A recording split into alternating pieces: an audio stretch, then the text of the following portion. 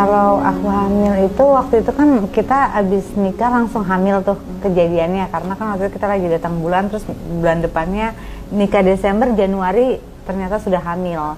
Karena waktu itu prosesnya mungkin aku lagi dalam masa subur. Di tanggal 29, aku ingat banget itu di tanggal 29 Januari aku sebenarnya udah 27 itu aku udah pusing, udah mual, udah apa gitu. Akhirnya ceklah ke klinik. Nah di klinik itu aku sudah positif, tapi masih garis abu-abu gitu. Nah akhirnya katanya suruh nanti datang lagi deh, katanya gitu, karena biasa kayak gitu. Terus ternyata udah menjelang berapa hari ternyata garisnya makin nyata, berarti udah hamil. Akhirnya kita ke dokter kandungan ya kalau nggak salah ya. Terus aku minta, karena kan kita masih nggak tahu apa-apa, jadi aku minta sama kakak iparku waktu itu Vika namanya, aku bilang dokter kandungan yang bagus yang mana ya. Akhirnya aku dirujuklah sama dia itu ke dokter Nugroho, itu waktu itu di mana Salemba. ya? Salemba, karena memang aku nggak ngerti apa-apa gitu kan.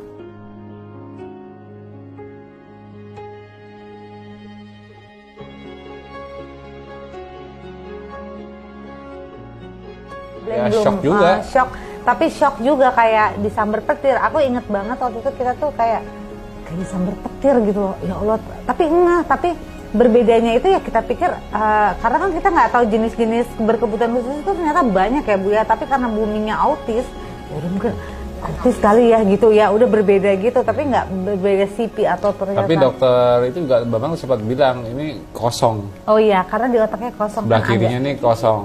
Itu sebetulnya namanya ventriklomegali.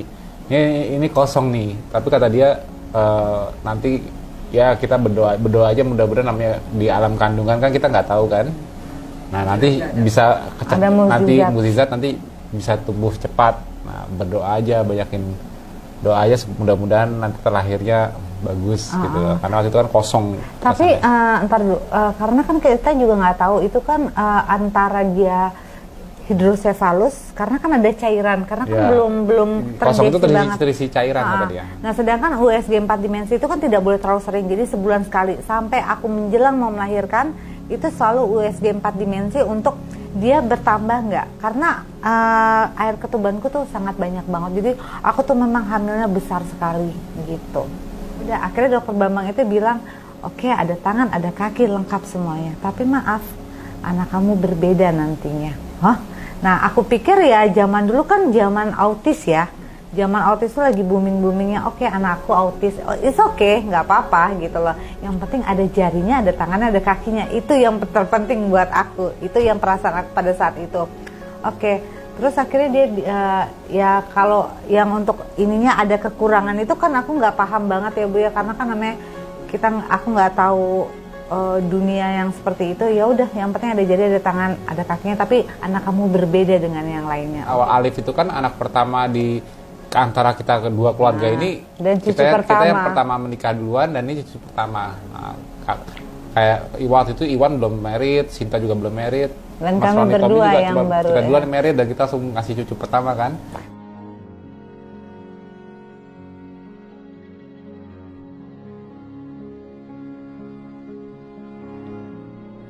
Kita banyak berdoa. Kalau aktivitas seperti biasa, aku masih kerja sampai 9 bulan, mau melahirkan 9 bulan lah, aku masih tetap kerja.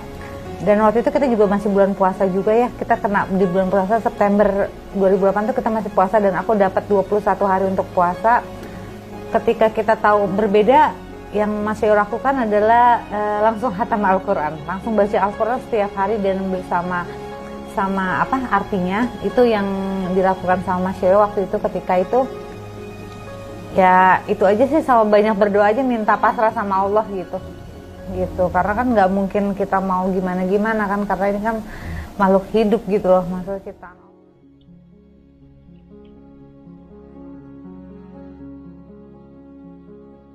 Ya kalau tipisnya myelin itu berarti sistem saraf.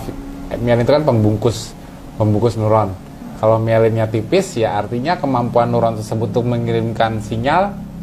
Contohnya secara misalnya itu myelin untuk motorik, kita mau ngangkat tangan, kalau myelinnya tipis otomatis action potensial yang mengirim sinyal untuk supaya kita bergerak sampai ke menggerakkan otot kita, namanya sistem saraf somatik.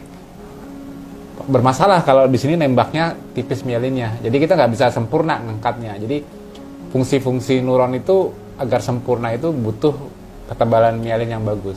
Ya dulu kita karena mielin itu aku sempat dulu berpikir nyarinya gampangnya bovine mielin suplemen.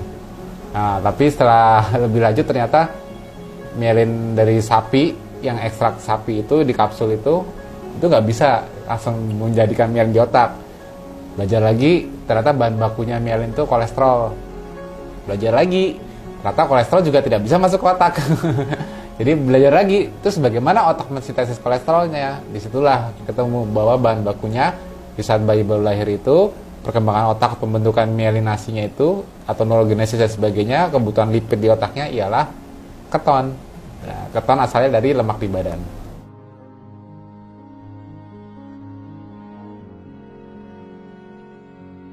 Waktu itu kita pernah terapi di mana ya? Aku lupa ya. Terapi apa ya? Pokoknya ada yang kasih tahu aku karena sepatu, sebenarnya sepatu. Ngelihat anak kecil pakai sepatu di terapi mana? Aku lupa. Hermina Jatinegara ya. Kan kita masih cari-cari terapi nih Bu, untuk fisioterapi.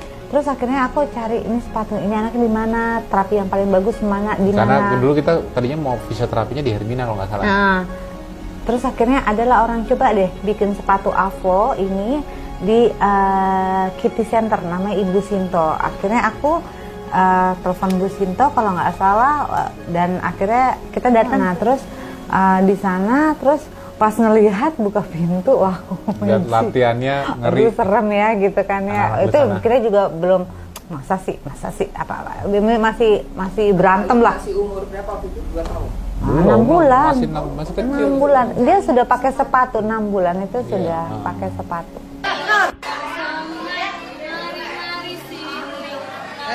Mau pergi abang tukang bakso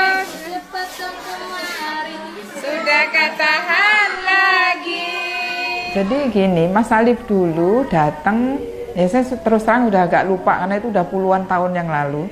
Jadi memang yang saya ingat dia pesan sepatu, terus ngelihat tempat terapi. Kebetulan Mas Alif itu di Kitty Center yang Sunter. Saya lihat ibunya masih muda, bapaknya juga masih muda, pasangan muda yang punya anak bermasalah. Terus karena bikin sepatu, ya sudah saya bikinin sepatu, tapi terus nanya-nanya boleh nggak latihan di sini? Silahkan, tapi memang treatment kita berbeda dengan tempat lain. Saya selalu terangkan begitu. Apa bedanya? Karena kalau treatment di sini itu orang tua juga harus membantu, segitu. Kalau di tempat lain kan anaknya ditaruh, terus ibunya tinggal di luar, duduk manis, bisa main handphone, bisa ngobrol. Kalau saya nggak suka seperti itu, karena ini kan bukan anak saya. Ini anak-anaknya ibu bapaknya, bukan anak saya. Jadi kalau saya selalu bilang sama orang tua, kalau ibu menyerahkan ke saya, ya berarti anaknya diadopsi sama saya gitu. Terus saya bilang, ketawa ibunya, berarti ibu harus bantu gitu. Satu itu. Terus tapi kan saya takut, anak saya kesleo apa. Jangan khawatir, saya akan training ibu.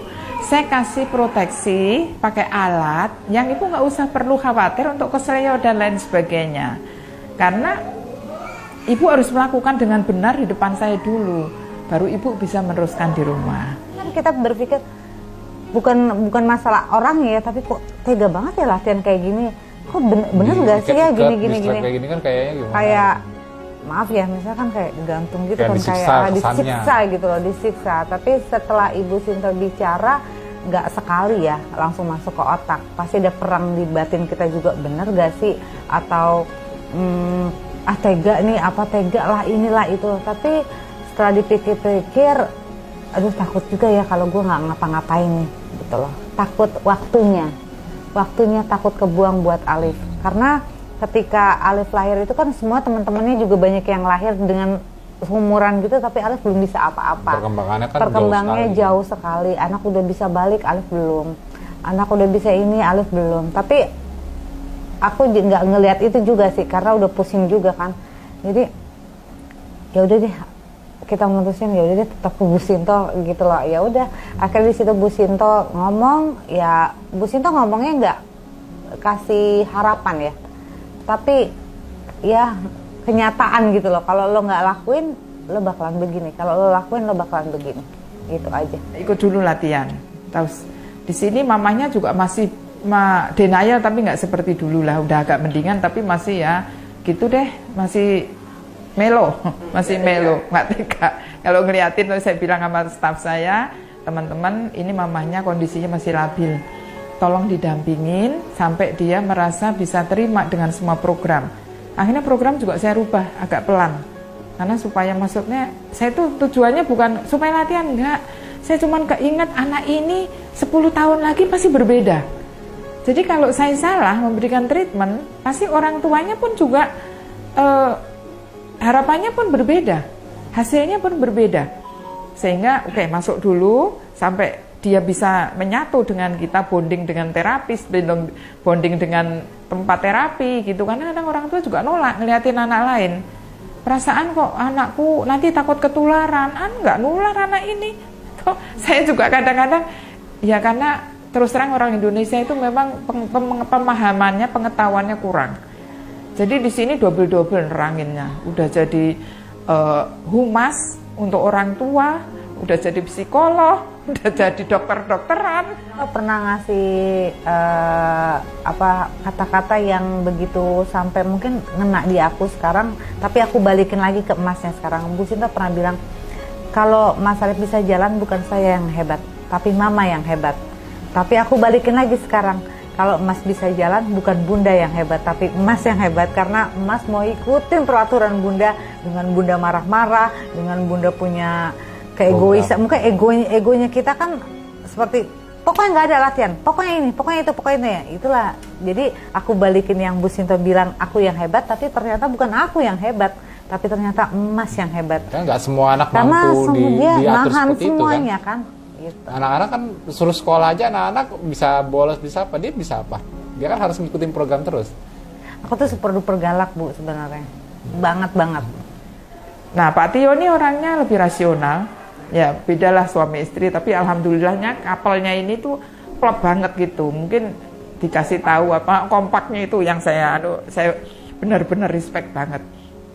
Jadi setuju, tak terangkan sama Pak Tio, nah botok tuh prosesnya begini-begini, mumpung masih kecil, supaya kita anak bisa jalan. Kalau anak bisa jalan tuh hampir 50% problem psikologis orang tua terangkat. Lebih bahagia lah yang jelas. Kebayang nggak kalau anak udah segede Pak Tio gitu? Karena anaknya Pak Tio kan masih kemungkinan kayak bapaknya ya, mana bapaknya dulu masih agak gemukan.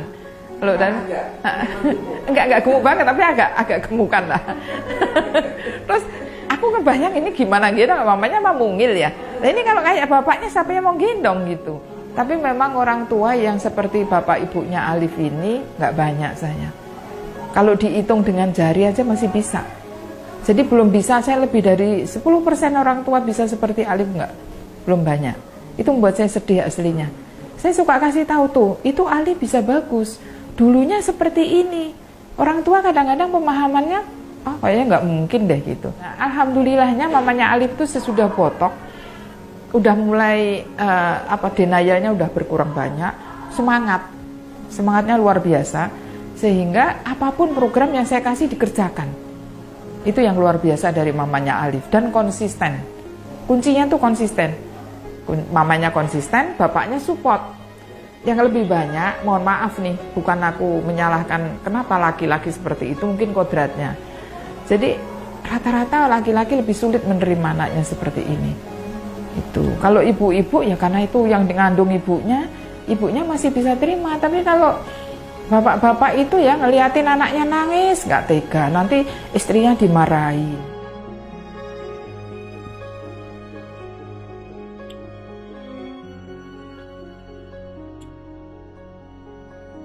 Kalau di Bu Sinto sudah 2 tahun. Dari 2 tahun, umur 2 tahun. Dari 2 tahun, tapi kita pernah ada downnya juga ya, ada downnya tuh 6 bulan lah, tapi udah gitu langsung bangkit lagi gitu loh. Bangkit lagi downnya, masa Aduh, ya masih perang lah Bu. Aduh gimana ya, karena omongan orang gini-gini apa segala macam Dan kan. proses kita dulu ngelatihnya.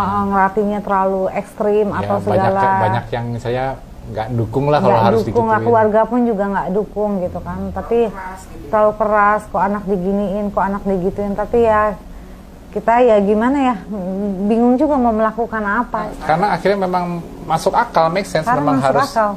harus latihannya. Kita nggak dulunya sih, sorry, waktu down itu karena terlalu banyak, mendingan kesini aja ke pengobatan ini yang kesannya bisa instan lah. Ada yang kesana orang stroke langsung sembuh, ada yang dipijit ini langsung sembuh. Itu make sense, nggak make sense secara sains. Sedangkan aku kan orangnya kan logik gitu loh, maksudnya aduh gimana ya orang tua atau saudara nyaranin kita ke sana, tapi yang make sense ya harus kayak gini, kita latihan. Akhirnya kita karena make sense, karena kan walaupun otaknya udah ada cacatnya, kita harus membentuk jalur untuk dia bisa mandiri, dan itu hanya bisa dilatih dengan jalur-jalur untuk terbentuk itu harus dengan Latihan. rangsangannya adalah latihan, membuat demand. Nggak bisa kita nggak kasih demand apa-apa, tiba-tiba dia dipijet atau diapain, disembur langsung berdiri segini. Itu ya itu banyak dulu banyak yang menganjurkan seperti Iya, sampai keluarga juga.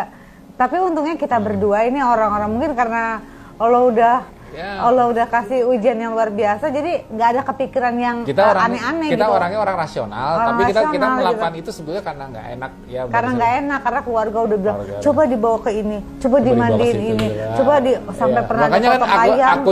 akunya sampai mikir sejauh ke neurologi, keton dan imunologi sebagainya. Ini lingkungan nyuruh aku ke yang alternatif yang seperti itu kan, jadi kan kayak pertentangan batin. Ini yang buat kita sempat down juga. Ada suruh ganti nama karena namanya kepanjangan. Iya, aduh, tapi kan aneh-aneh, jadi aneh-aneh aja. Aduh, nggak masuk akal banget karena kan ini nama dari aku gitu sama Mas Yoyo gitu kan namanya ya. terlalu berat, nanti Terlalu begitu ganti berat. nama nanti dia baru bisa jalan lagi. Aku pikir aku tuh orangnya karena udah pusing jadi nggak peduli Dan kalau omongan aku orangnya orang, rasional, pakai. tapi ya kita berdua kan menjaga hati orang yang menyarankan, maksudnya bilang kesini ini bagus, ini gini, kita serba salah. Itu mungkin yang dulu yang buat down kita itu dulu.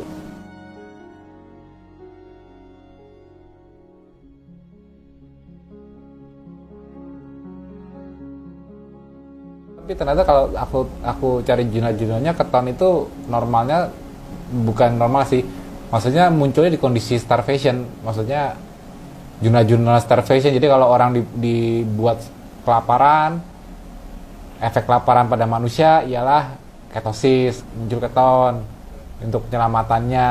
Jadi kesannya kayak itu hal yang buruk. Jadi aku berusaha cari analoginya, kalau ini buruk kenapa keton jadi bahan baku untuk pembentukan myelin. Dari situlah aku berusaha memahami normalnya orang kelaparan ini gimana. Kalau hanya starvation munculnya ketosis, berarti ketosis tidak normal dong.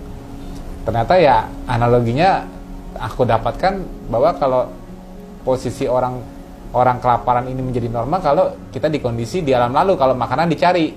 Kalau sekarang kan kalau kita sampai kelaparan berarti kan kita nggak punya uang untuk beli makanan, atau kita di kondisi perang yang membuat kita tidak bisa dapat makanan. Jadi kelaparan kesannya negatif, bukan suatu hal yang normal terjadi setiap hari, bahwa manusia itu pasti melalui proses tidak makan. Nah, idenya keton itu ialah bentuk lemak yang soluble dan bisa menyeberang ke otak. Karena kalau lemak dalam posisi aslinya, dia insoluble dan butuh protein, lipoprotein contohnya, untuk membuatnya soluble. Artinya partikelnya jadi terlalu besar untuk bisa menyeberang ke otak. Jadi makanya lemak kalau sudah dirubah di liver menjadi keton, barulah bisa menyeberang ke otak. Itu basic dari ketosis itu ialah sebetulnya mentranslasikan lemak menjadi bentuk yang bisa dikenali otak, sehingga otak juga bisa kenal bahwa tangki bensinnya dia yang berisi lemak ini bisa diakses juga. Yang selama ini dia tahunya cuma pakai gula, ternyata setelah lemak dikonversi jadi keton, barulah otak bisa kenal juga kalau dia bisa pakai lemak. Nah itulah.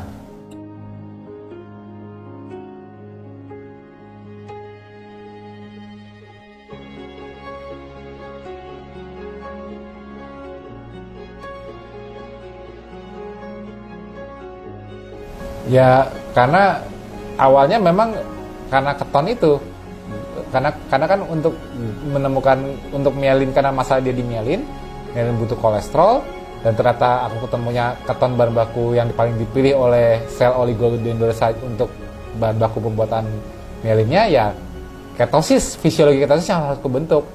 Tapi fisiologi ketosis ini normalnya terjadi ternyata di masa lalu kan. Nah, jadi ketosis ini baru modal, nggak bisa berdiri sendiri. Ternyata kalau di masa lalu, ketosis ini disandingkan dengan pola hidup seperti kita di alam liar aja. Dari pagi seperti apa, cari makan dulu. Ya kita nggak perlu cari makan, kita aktif bergerak dari pagi. Kayak tadi kan, kalau lihat kan kita dari pagi early bird kan. Jadi pagi-pagi udah jalan, kita keliling, seakan-akan kita cari makan. Walaupun kita nggak berburu seperti sekarang, tapi kita mereplikasi. Nah, jadi kita makin ngegas sampai siang. Nanti kalau udah sore, orang di alam liar kan juga kembali lagi. Dia kan orang di alam liar kan nggak berani di alam liar terus kan. Dia harus kembali ke tempat yang aman. Ya kita sih mau sampai malam pun sebetulnya bisa kalau mau sibuk terus di luar. Karena bukan di alam liar kan. Tapi ya kita tiru polanya. Masalahnya kalau udah sore, waktunya istirahat, lebih santai. Dan kalau udah gelap, udah maghrib, orang di alam liar nggak ada yang tidurnya sampai begadang. Sama, pola kita ikutin. Kalau Mas Alif, begitu habis maghrib, dia langsung nggak lama tidur. Kalau kita berdua habis isya tidur, kita ngikutin kita. Jadi ketosis itu ialah fisiologi yang kita bentuk dengan nggak makan karbo. Tapi fisiologi ini terjaga karena ini normalnya dulu di alam liar. Maka pola hidupnya seperti alam liar itu yang harus kita replikasi. Jangan kita ketosis tapi kita begadang, ketosis kita makan terus, ketosis tapi kita mager. Kan fungsinya terus apa ketosis? Padahal ini survival metabolism.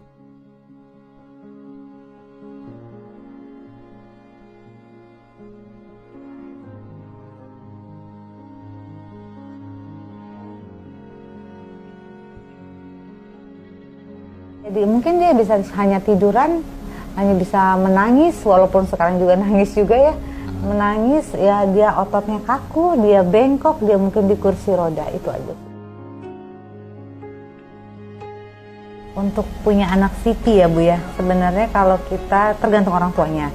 Kalau aku kebetulan sama Mas Yoyo itu kita punya anak CP, gak pernah ngerasain aku punya anak yang berkebutuhan khusus. Aku yang aku rasakan.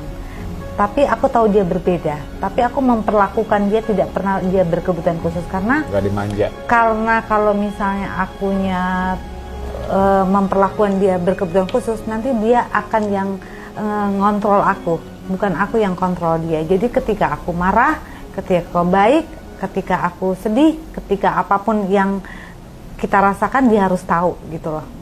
Jadi dan kalau jadi dia tahu gue nggak beda kok. Kalau nanti dia berbeda, dia ngerasa, wah gue dispesialkan. Aku nggak suka yang kayak gitu. Dan aku dan ketika aku bawa keluar pun, aku percaya diri anakku sama seperti yang lainnya. Karena aku tidak pernah melihat kanan kiri, aku hanya lihat anakku. Gitu aja sih.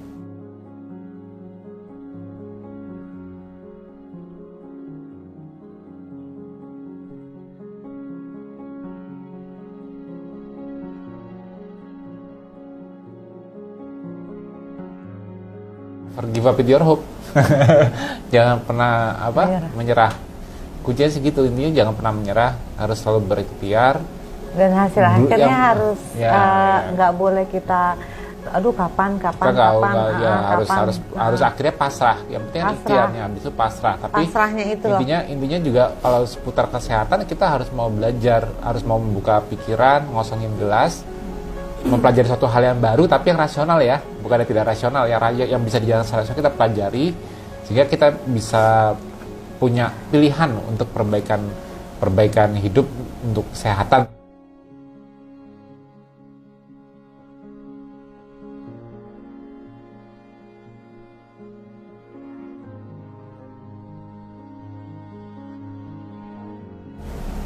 Ya, harapanku mudah-mudahan dengan adanya buku ini bisa menginspirasi ya. Sebetulnya ini perjalanan hidup kami dan Alif, kita terinspirasi aku bisa membuat seperti protokol ketofastosis, mempelajari berbagai hal. Itu awalnya ya memang karena Alif. Kalau nggak ada Alif, kalau nggak berawal dari Alif, mungkin aku nggak bakal tahu semua itu gitu lah. Tapi mudah-mudahan ilmu yang kubagikan, yang kupelajari selama ini untuk Alif bisa bermanfaat juga buat banyak orang nantinya untuk ikhtiar dalam bentuk lain, misalnya untuk anak berkebutuhan khusus pula atau untuk ikhtiar kesehatan, karena sifatnya yang aku temukan ini ialah general basic homeostasis manusia. Untuk kesehatan manusia, basic homeostasis seperti ini. Jadi kalau seorang mengalami memiliki penyakit atau dishomeostasis, insya Allah dengan menerapkan pola yang aku terapkan ke Alif dan juga diriku sendiri dan istri, mudah-mudahan bisa mengembalikan homeostasisnya kembali dari dishomeostasis yang sudah terjadi sebelumnya, misalnya memiliki penyakit-penyakit tertentu. Jadi bisa sebagai ikhtiar. Harapanku sih seperti itu, semoga bermanfaat dan semoga buku ini juga memberikan rasionalisasi cara berpikirku dulu sampai menemukan ketofasos itu seperti apa awalnya. Harapannya semoga ibu-ibu yang punya anak berkebutuhan khusus selalu semangat, jangan menyerah, sama pasrah sama yang di atas. Karena hasil akhirnya pasti Allah yang menentukan.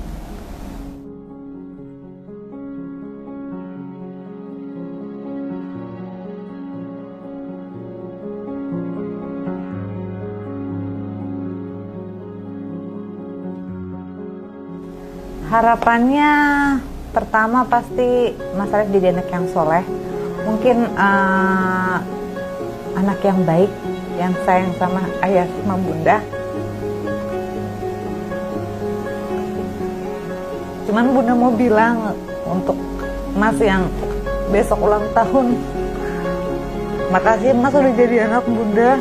Maafin bunda, mungkin selama ini bunda terlalu egois ngelatih Mas Alif. Maafin kalau bunda galak, maafin kalau bunda sering marah sama Mas, tapi semua ini untuk Mas. Suatu saat Mas bisa lihat ini, suatu saat Mas bisa ngelihat ini, Mas harus tahu kalau bunda sayang banget sama Mas. Maafin bunda ya Mas. Ya harapanku sih semoga Alif itu nanti mandiri. Ya minimal ya kita nggak ngarepin dia kayak anak-anak bisa mandiri secara orang-orang normal lainnya, tapi minimal dia bisa mandiri secara fisik nantinya ke depannya untuk kebutuhan dasar dia sendiri dia mampu. Ya insya Allah sih nanti Mas Alif sih harapan kita bakal ada yang selalu begini.